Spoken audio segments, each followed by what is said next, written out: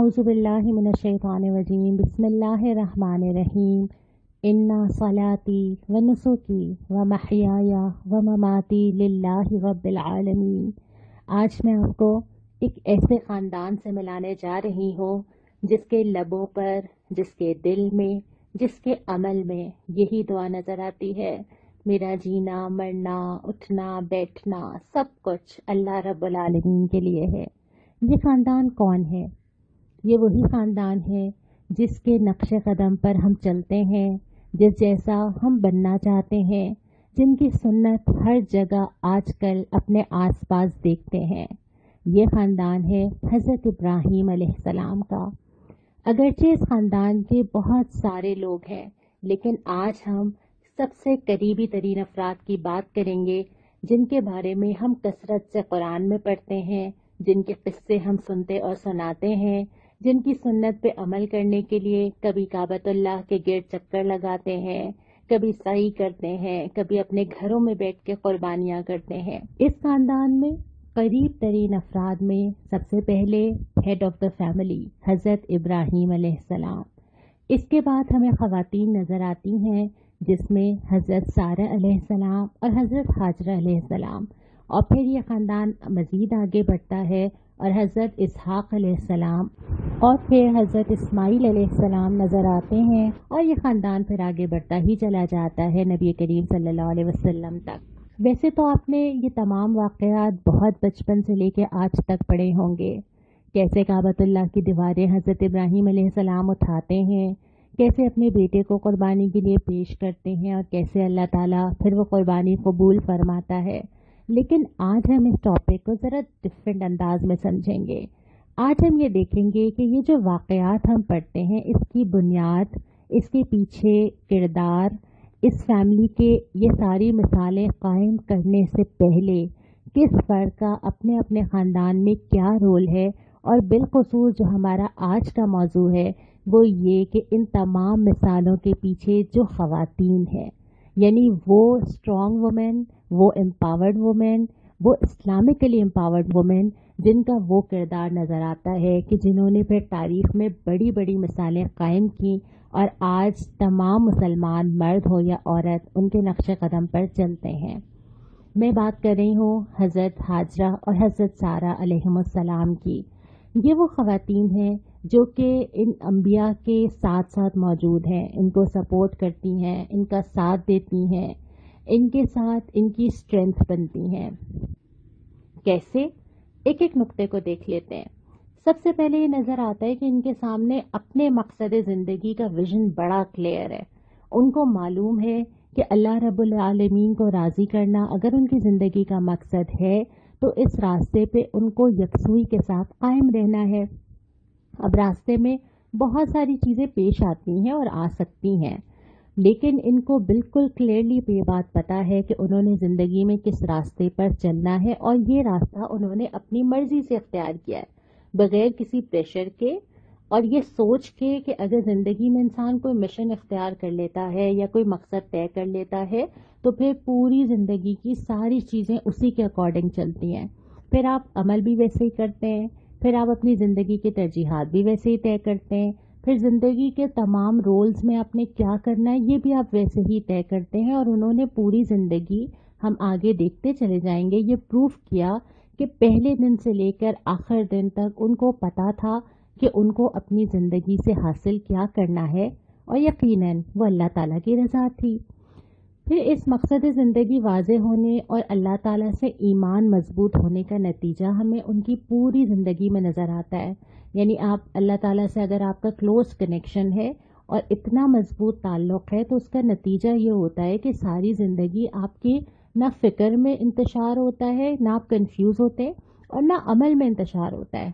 फिर आपकी अमल और फ़िक्र एक जगह पे यकसू हो जाती है कि अच्छा अब रास्ता तो यही है, अब इसी पे चलना है, इसी पे अपने आप को मजबूत करना है, इसी के लिए इल्म हासिल करना है, अपने आप को स्ट्रॉन्ग करना है, किन लोगों के साथ जुड़ के रहना है, कैसे अल्लाह से मदद मांगनी है। सारी ज़िंदगी कभी तज़ब्ज़ुब या शक में नहीं जाना है, और ये पूरी ज़िंदगी यकसुई मिलती है तो फिर उसके बाद ये होता है कि इंसान हर हाल में अल्लाह के फ़ैसले पे राज़ी रहता है। پھر وہ خالی کسی بے آب و گیا وادی میں چھوڑ کے آنا ہو تو وہ یہ پوچھتی ہیں کہ کیا اللہ تعالیٰ نے حکم دیا ہے؟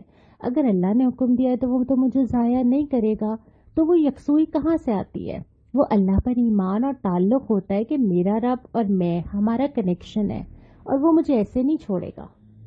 پھر رب پہ بھروسہ بھی اتنا ہوتا ہے کہ وہ مجھے ضائع تو نہیں کرے گا، وہ میرے لیے کچھ نہ کچھ تو دے گا. وہ مجھے یہاں پہ زمزم کا کنواں اس وقت نظر نہیں آ رہا، نہیں پتا کہ آگے کیا ہوگا. بیٹے کو قربانی کے لیے لے جایا جا رہا ہے تو مجھے نہیں پتا کہ آگے کیا ہوگا، لیکن اس وقت کوئی شکایت نظر نہیں آتی، کوئی سوال جواب نظر نہیں آتے. بس یہ یقین ہے کہ اللہ رب العالمین ہمارے ساتھ ہے، یہ یقین ہے کہ اللہ رب العالمین مجھے ضائع نہیں کرے گا، اور یہ یقین ہے کہ اللہ تعالیٰ میرے لیے یقیناً کچھ نہ کچھ بہتر لائے گا، اور وہ اللہ تعالیٰ لایا لیکن آزمائش سے گزرنے کے بعد. لفظ آزمائش بھی یہاں سمجھنے کی ضرورت ہے. ہر انسان کی زندگی میں آزمائشیں ہوتی ہیں، اور وہ آزمائشیں ظاہر ہے وہ ٹیسٹ اور امتحان ہوتا ہے جو ہم میں سے ہر ایک فیس کرتا ہے کسی نہ کسی شکل میں. کسی کے لیے وہ تکلیف ہوتی ہے، کسی کے لیے وہ مالی معاملات ہیں، کسی کے لیے وہ انسانوں کی طرف سے ہے، کسی کے لیے وہ خدا نہ خواستہ بیماری کی شکل میں. تو گزرتی ہوئی زندگی میں جس طرح اللہ تعالیٰ آپ کا تعلق اور اللہ پہ بھروسہ چیک کرتا ہے، وہ ان آزمائشوں کی شکل میں آتا ہے. اور یہی ہمیں بار بار حضرت حاجرہ اور حضرت سارہ کی زندگی میں نظر آتا ہے کہ وہ آزمائشیں ایک کے بعد ایک آ رہی ہیں. شہر سے نکالا جانا ایک بڑی آزمائش ہے، گھر کی آزمائش، سیٹل لائف چھوڑنے کی آزمائش، کہیں ایسی جگہ پہ لا کے بسا دینا جہاں کوئی فیسلٹیز نہیں ہے، یہ ایک دوسری طرح کی آزمائش ہے. شوہر جو کہ نبی ہیں ان کا ہر حال میں ساتھ دینا، یہ بھی ایک آزمائش ہے. اور پھر اولاد کے سامنے آزمائش آنا واقعتاً والدین کے لیے ہی آزمائش ہوتا ہے، تو اپنے بیٹے کو قربانی کے لیے پیش کرنے پہ آمادہ ہو جانا، یہ بھی ایک طرح کی آزمائش ہے. تو یہ تمام آزمائشوں سے گزر جانا ممکن ہی نہیں تھا اگر اللہ سے تعلق اور ایمان نہ ہو، ورنہ تو انسان ہم سب کے ساتھ جو ہوتا ہے، ہم پینک ہوتے ہیں، ہمیں ایگزائٹی ہوتی ہے، ہمیں ڈپریشن ہوتا ہے، ہمیں سمجھ میں نہیں آ رہا ہوتا چیزیں. اللہ تعالیٰ پہ ایمان اور رب پہ تعلق اور یہ یقین کہ میرا رب میرے ساتھ ہے اور وہ میرے لیے راہ نکالے گا، انسان کو بہت ساری چیزوں سے آسانی سے گزار دیتا ہے. اور یہ یقین بھی کہ یہ آزمائش اصل میں میرے لیے درجات اور حاصل کرنے کا اور جنت کی طرف بڑھنے کا ایک ذریعہ ہے. پھر اس کے ساتھ ساتھ یہی ایمان کچھ کوالٹیز بھی پیدا کرتا ہے جس میں ہمیں بہت زیادہ ڈیٹیل سے ایک واقعہ ملتا ہے حضرت سارہ کا. اور وہ واقعہ یہ ملتا ہے کہ بہت خوبصورت تھیں، اور جب حضرت ابراہیم کے ساتھ آئیں تو اس وقت کی جاہلیت کے دور کی تمام چیزوں کے مطابق ایک بادشاہ تھا جو کہ چاہتا تھا کہ وہ ان سے تعلق استوار کرے. حضرت سارہ کو یہ اس بات کی بہت فکر ہوتی ہے، وہ اللہ تعالیٰ سے بہت دعا کرتی ہیں، بہت کنسرنڈ ہوتی ہیں اپنے حیا کے بارے میں. اور اس کے بعد یہ آتا ہے کہ پھر اللہ تعالیٰ جو ہے وہ اس کو زمین میں دھسا دیتے ہیں اور وہ اپنی کوشش میں کامیاب نہیں ہوتا. اس واقعے کی تفصیل آپ کو بہت ساری جگہ پہ مل جائے گی، لیکن اصل جو لیسن ہے اس واقعے کا وہ یہ ہے کہ اپنی پرسنل حیا کی فکر خود کرنا. اگرچہ اسلام میں مرد اور عورت دونوں پہ یہ ذمہ داری ڈالی گئی ہے کہ معاشرے میں حیا کا نظام قائم کریں، پوری سورہ یوسف پڑھا دی جاتی ہے کہ مرد اپنی حیا کو کیسے قائم رکھے، بار بار ہدایات کی جاتی ہیں کہ عورت اور مرد دونوں اپنی حیا کے ذمہ دار ہیں. لیکن یہاں پہ جو رول ہم ڈسکس کر رہے ہیں وہ ایک خاتون کے طور پر ہے کہ ایک خاتون، اس کو نہیں پتا کہ دوسروں کے انٹینشنز کیا ہیں، صحیح یا غلط، اس کو نہیں معلوم کہ دوسرا شخص کیا مجھ سے حاصل کرنا چاہتا ہے، کیا نیت رکھتا ہے. تو پہلے مرحلے پہ وہ اس کی ذمہ دار ہوتی ہے کہ وہ اپنی حیا کی حفاظت کرے، فکر مند ہوتی ہے، پریشان ہوتی ہے، اور اپنی حیا کے لیے اقدامات سے بڑھ کے اللہ سے دعا بھی کرتی ہے کہ اے اللہ تعالیٰ میری حیا کی حفاظت میں کرنا چاہتی ہوں، میری مدد کیجیے. اور پھر اللہ تعالیٰ اس کی مدد بھی کرتے ہیں، اور اللہ تعالیٰ کی مدد پھر بعد میں آتی ہے. پھر توکل بھی نظر آتا ہے، قناعت کی زندگی بھی نظر آتی ہے کہ اگر لائف سٹائل ایسا ہو تو اور بہت لگژری ہو اور دنیا سے بہت محبت ہو تو یہ سارے اقدامات نہیں ہو سکتے کہ ہجرت کرنی ہے، شہر چھوڑنا ہے، کہیں اور جا کے رہ جانا ہے، بلکہ یہ توکل ہوتا ہے جو کہ آپ کو ہر طرح کی چیزوں کے لیے تیار کرتا ہے. پھر ہمیں یہ رول ایک اور جو نظر آتا ہے نا وہ فیملی کے اندر بھی نظر آتا ہے. ہم سب جانتے ہیں کہ ہم سب کے گھروں کی خواتین جو ہیں وہ فیملی کی چوائسز پہ، لائف سٹائل پہ، کن کن چیزوں پہ اثر انداز ہوتی ہیں. خاص طور پہ جب آپ پیرنٹنگ کرتے ہیں تو آپ کو پتہ ہوتا ہے کہ آپ کے جملے کہیں نہ کہیں خاندان میں ریفلیکٹ کرتے ہیں. کبھی وہ 2 سال میں ہی نظر آ جاتے ہیں, کبھی 20 سال بعد جا کے نظر آتے ہیں. تو جو حضرت حاجرہ اور حضرت سارہ کا رول تھا اس خاندان کے اندر, اس میں سب سے اہم چیز تو یہ تھی کہ اپنے شوہر کی اطاعت بھی کرنا, اس کے ڈیسیشنز میں اس کا ساتھ بھی دینا, اس کا ایک پورا سپورٹ سسٹم فراہم کرنا, اور ہر طرح کے فیصلے میں اس کے ساتھ کھڑا رہنا, اس کی اسٹرینتھ بننا. یہ چیز ہمیں بہت زیادہ نظر آتی ہے کردار کے اندر. ایک کامیاب گھر اور ایک ایسا گھر جس نے آگے جا کے معاشرے کے لیے کتنی قابل عمل مثالیں اور سنہری نمونے چھوڑے ہیں, اس گھر کی بیس پر خاتون خانہ کا یقیناً بہترین رول ہوگا. پھر ان کا آپس کا تعلق, حضرت سارہ کا حضرت حاجرہ کی تربیت کرنا. رشتے میں تو وہ دونوں سوکن تھیں, لیکن دونوں خواتین کا باہمی تعلق بھی نظر آتا ہے, اور پھر ایک خاتون کا دوسری خاتون کو سپورٹ کرنا, اور پھر ایک فیملی یونٹ کا مضبوط ہونا.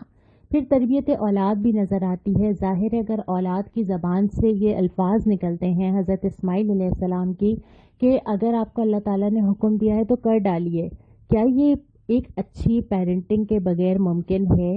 کیا ایک ایسی اولاد کے منہ سے نکل سکتے ہیں جس کو اس کا مقصد زندگی اس کے ماں باپ نے سمجھا نہ دیا ہو, جس کو پتہ نہ ہو کہ اس کے ماں باپ کس مشن کے لیے مصروف ہیں؟ اگر حضرت ابراہیم علیہ السلام کی زندگی دیکھیں تو بہت ساری چیزیں ایسی تھیں جس میں ایک کنفیوز دماغ بہت سارے سوال کر سکتا ہے. کیا, کیوں, کیسے, کب, اور ایسے سوالات میں ایک ایسے بچے کا یکسوئی کے ساتھ جواب دینا کسی ماں کی مضبوط پیرنٹنگ کے بغیر کیسے ممکن ہے؟ ایک ماں نے وہ سارے عقائد, وہ مقصد زندگی جو خود سمجھا, زندگی کا انداز جو خود لے کے چلی, وہ قربانیاں اور آزمائشیں جس سے خود گزری, اور وہ اللہ تعالیٰ پہ یقین اور اللہ تعالیٰ کی مرضی پہ اپنے سر کو جھکا دینے کی تربیت, جس کا نمونہ خود تو دیا ہی تھا پوری زندگی میں, اپنے بیٹے تک شفٹ کیا ہے. اور اس کا نتیجہ یہ ہے کہ اس کم عمر بچے کی زبان سے بھی وہی الفاظ نکل رہے ہیں جو بہت ہی مشکل ہے اگر ہم دیکھیں ایک کم عمر بچے کا اللہ کے آگے سر جھکا دینا. تو یہ ساری چیزیں ہم جب واقعات دیکھتے چلے جاتے ہیں تو ہمیں اندازہ ہوتا ہے کہ یہ وہ خواتین ہیں جن کا بڑا کردار ہے اس تمام سنت کے اندر جس پہ میں اور آپ آج عمل کر رہے ہیں. ہمیں یہ کسک ہے کہ ہم حج پہ نہیں جا سکتے ہیں, ہمارے دل تڑپتے ہیں کہ ہم وہاں پہنچیں, اس سنت پہ عمل کریں, ہم اس کعبہ جس کی دیواریں حضرت ابراہیم علیہ السلام نے اٹھائی تھی اس کے گرد طواف کریں. اور یہ تمام چیزوں کی جو مثالیں ہیں اس کے پیچھے ان خواتین کا مضبوط رول ہے. تبھی تو اللہ تعالیٰ کو اتنا پسند آیا نا کہ ان کے نقش قدم پر چلنے کی ہدایت ہر اس شخص کو جو وہاں پہنچے وہ صحیح کرے, وہ ویسے ہی چکر لگائے, وہ اس چیز کو محسوس کرے, وہ تھکے, اس کے قدم تھوڑے تکلیف محسوس کریں, وہ وہاں ایک پہاڑ سے دوسرے پہاڑ جاتے ہوئے یہ محسوس کرے کہ اس خاتون کی کیفیت کیا تھی اور اس نے کیسے اللہ کے رضا میں اپنے سر کو جھکایا تھا خواتین کے طور پہ. یہ ہم سب کے لیے بہت قابل تقلید مثالیں ہیں. خواتین کے طور پہ ان کی شخصیتوں سے بہت ساری چیزیں سیکھی جا سکتی ہیں, لیکن سب سے اہم ترین چیز اس خاتون کا وہ رول ہے کہ انہوں نے ہر حال میں اللہ سے تعلق اور اپنے فیملی یونٹ کو مضبوط کیا ہے. اور یہی ہمیں حضرت سارہ اور حضرت حاجرہ رضی اللہ تعالی عنہما سے سیکھنے کی ضرورت ہے. اللہ تعالی ہمیں ان کے نقش قدم پہ چلنے والا بنائے.